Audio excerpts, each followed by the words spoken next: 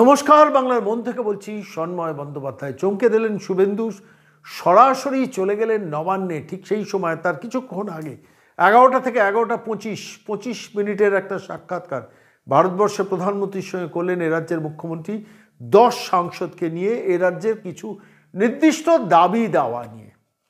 আমরা আঁচ করছিলাম এমন কিছু একটা ঘটতে পারে, এবং ঠিক তাই হলো। শুভেন্দু এদিন যখন এই ঘটনা দিল্লিতে ঘটছে, তখন পশ্চিমবঙ্গের মাটিতে দাঁড়িয়ে বিধানসভায় শুভেন্দু ঢুকলেন, দরজা বন্ধ করে রুদ্ধদ্বার কক্ষে 4 বিধায়ককে নিয়ে কিছু কথা বললেন, তারপর আচমকা বেরিয়ে গেলেন। বেরিয়ে যাওয়ার আগে টেলিফোন করেছিলেন সরাসরি নবান্নে হরিকৃষ্ণ দ্বিবেদী, চিফ সেক্রেটারি, তার পার্সোনাল সেক্রেটারিকে ফোন করে বলেছেন, আমি একটু হরিকৃষ্ণ দ্বিবেদী চিফ সেক্রেটারির সঙ্গে দেখা করতে চাই।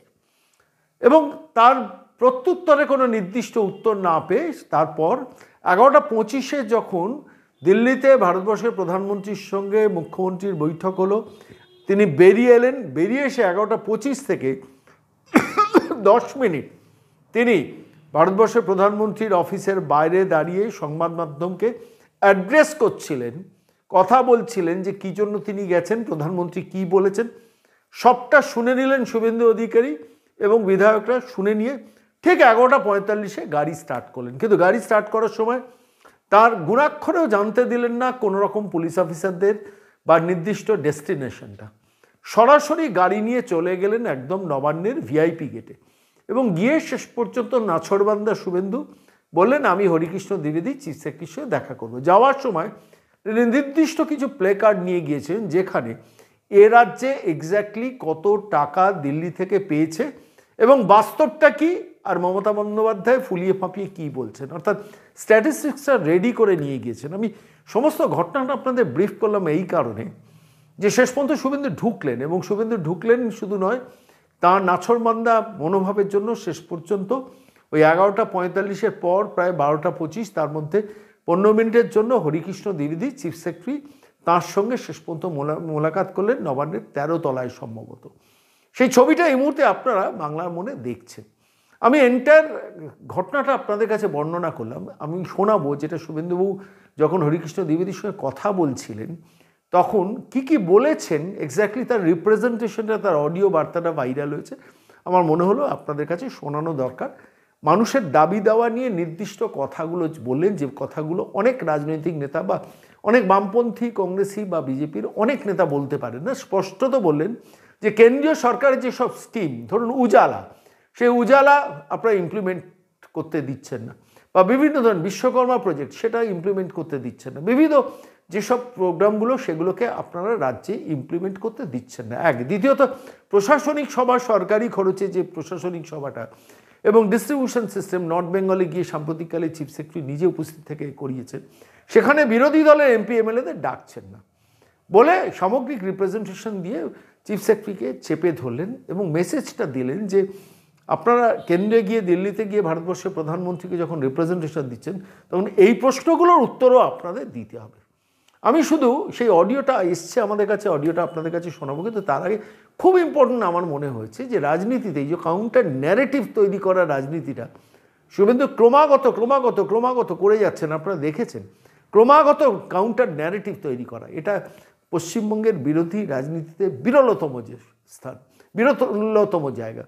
বা পশ্চিমবঙ্গের রাজনীতি অভ্যস্ত কি, পেছনে কাস্তে হাতুড়ি তারা দিয়ে প্রতীককে রেখে সামনে বসে একটা প্রেস কনফারেন্স করে রাজনৈতিক জবাব দিচ্ছেন, কিন্তু ফিল্ডওয়ার্কে বিরোধী রাজনীতি কিন্তু অনেক পিছিয়ে। আপনারা দেখবেন সাম্প্রতিককালে অপোজিশন বিভিন্ন সেগমেন্টে, আমি কোনো নির্দিষ্ট রাজনৈতিক দল বলছি না, গ্যারেজ ঘরের সামনে দাঁড়িয়ে প্রেস কনফারেন্স করছেন, কিংবা একটা বাথরুমের টয়লেটের পাইপ নামছে তাকে পেছনে রেখে প্রেস কনফারেন্স করছেন, কিংবা ঘুম থেকে উঠে গোলা চোখে প্রেস কনফারেন্স করছেন টি শার্ট পরে। এই যে রাজনীতিটা বাংলার মাটিতে বন্ধ হওয়া দরকার, কারণ এতে আলটিমেটলি ডিভিডেন্ড দেন না। শুভেন্দু যেটা করলেন এদিনকে, যে মমতা বন্দ্যোপাধ্যায় যখন পশ্চিমবঙ্গে বঞ্চনা হচ্ছে, দিল্লির কেন্দ্রীয় সরকার থেকে আমরা টাকা পাই, সেইটা নিয়ে যখন কাঁদো সুরে প্রেস কনফারেন্স করছেন ভারতবর্ষের প্রধানমন্ত্রীর সঙ্গে দেখা সাক্ষাৎ করে আসার পর, সেই সময় দাঁড়িয়ে এ রাজ্যে অপোজিশন লিডার একদম নাছরবান্দা অ্যাটিচিউড নিয়ে নবান্নতে গিয়ে হরিকৃষ্ণ দ্বিবেদী অন্যায়ভাবে তার বাড়ি ভাড়ার টাকা তুলেছেন, সেইখানে গিয়ে হার্ট করলেন, আঘাত দিলেন। এই আঘাতটাই বাংলার মানুষ চাইছে বাংলার অপোজিশন লিডারদের কাছে। আমি এই প্রতিবেদন দীর্ঘায়িত করব না, আপনারা অনেকেই হয়তো শুনতে চাইছেন। শুভেন্দু যে রিপ্রেজেন্টেশনটা হরিকৃষ্ণ দ্বিবেদীর সামনে বসে দিলেন আজকের এই প্রতিবেদনে, শুনুন। মানে একদম অরিজিনাল রিপ্রেজেন্টেশন, যে কোনোভাবেই হোক সেই অডিওটা ভাইরাল হয়েছে, প্রকাশ্যে এসছে। আমরা সেই অডিওটা শোনাবো যে হরিকৃষ্ণ দ্বিবেদীকে একদম মুখোমুখি বসিয়ে চার্জ করলেন। কি বলেন শুভেন্দু অধিকারী, শুনুন। সেক্রেটারি, আমরা আপনাকে হাফ অ্যান আওয়ার আগে আপনার পিএকে জানিয়েছিলাম। আপনার পিএ অ্যালাও করেনি, রিজেক্টও করেনি। তো আমরা ওয়েট না করে এখানে এসেছি।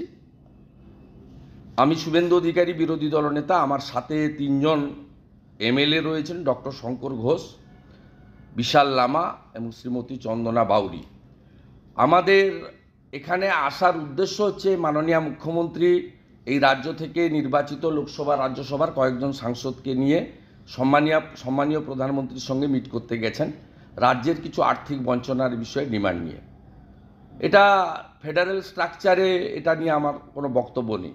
কিন্তু সাথে সাথে উনার নিজের রাজ্যে এখানে জনগণকে বঞ্চিত করা হচ্ছে কেন্দ্রীয় স্কিম থেকে। 1, প্রধানমন্ত্রী ফসল বীমা যোজনা, এবং 2, আয়ুষ্মান ভারত, এবং আরও অনেক কিছু থেকে থাকতে পারে। এখনও পর্যন্ত বিশ্বকর্মা যোজনায় আমাদের রাজ্যে আপনারা উদ্যোগ গ্রহণ করেননি। আমাদের উজালা যে 2, তার এক্সটেনশন প্রোগ্রাম 75 লক্ষ, সে কাজও এই রাজ্যে এখনও শুরু করেনি, যেহেতু ক্রেডিট প্রধানমন্ত্রী বা ভারত সরকার পাবে।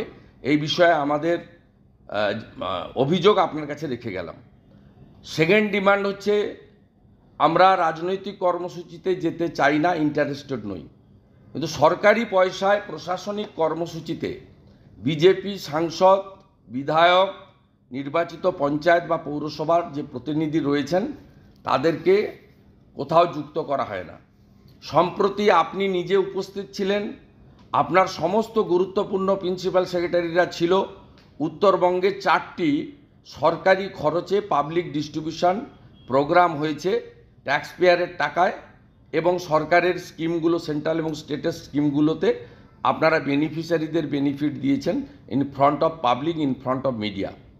কার্শিয়াং, আলিপুরদুয়ার, বানারহাট, শিলিগুড়ির কাঞ্চনজঙ্ঘা স্টেডিয়াম, সেখানে আমাদের দার্জিলিং, জলপাইগুড়ি, আলিপুরদুয়ার এবং দার্জিলিং প্লেন এলাকার কোনো বিধায়ক, সাংসদ তারা আমন্ত্রণ পায়নি। এক্ষেত্রে ওরা নীতি নিয়ে সরকার চলছে, এটা আমরা তীব্র প্রতিবাদ করছি। আপনার ন্যূনতম বিডিও, এসডিও, ডিএমরা পর্যন্ত আমাদের ফোন ধরে না।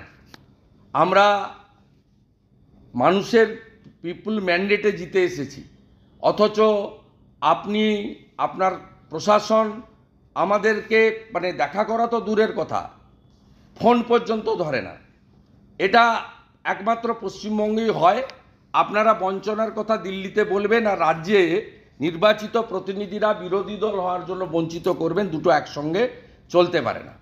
থার্ড পয়েন্ট, বিজেপিকে ভোট দেওয়ার কারণে বা বিরোধীদের ভোট দেওয়ার কারণে শৌচালয়, আবাস যোজনা, নানা ধরনের কৃষক বন্ধু, পিএম কিষাণ সম্মান নিধি, বার্ধক্য ভাতা, বিধবা ভাতা, একজন সাংসদ, মেয়র সাংসদ, তিনি বলছেন তার এলাকায় 1 জানুয়ারি 70,000 জনকে বার্ধক্য ভাতা তিনি দেবেন, টাকা ঢোকাবেন 1 জানুয়ারি।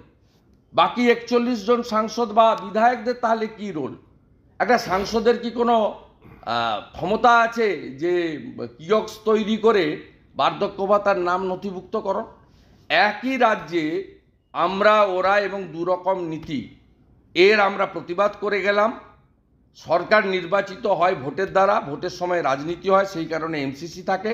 সারা বছর for the people, by the people চলুন, স্বচ্ছতার সঙ্গে চলুন, এবং জনপ্রতিনিধিদের অন্য রাজ্যের মতো কালারের ঊর্ধ্বে উঠে জনপ্রতিনিধি হিসেবে ট্রিট করুন, এবং প্রকৃত বেনিফিশিয়ারিরা রাজ্য কেন্দ্রের স্কিমগুলোর বেনিফিট পাক। আমি leader of opposition belonging to BJP, 2,28,00,000 লোকের ম্যান্ডেট পেয়েছি। In front of chief secretary mister Harikishan দ্বিবেদী, সিনিয়র আইএস, আমি স্টেট গভর্নমেন্টকে এই বিষয়ে আমার দাবি রেখে গেলাম, আমার 3 জন কলিগকে নিয়ে। আমি আশা করব মুখ্য সচিব তার ব্যুরোক্রেসিকে তিনি কারেকশন করাবেন এবং সঠিক রাস্তায় হাঁটাবেন। দাদা একটা কথা, আপনি আমাকে একটা রিপ্লাই দেন। একটা কথা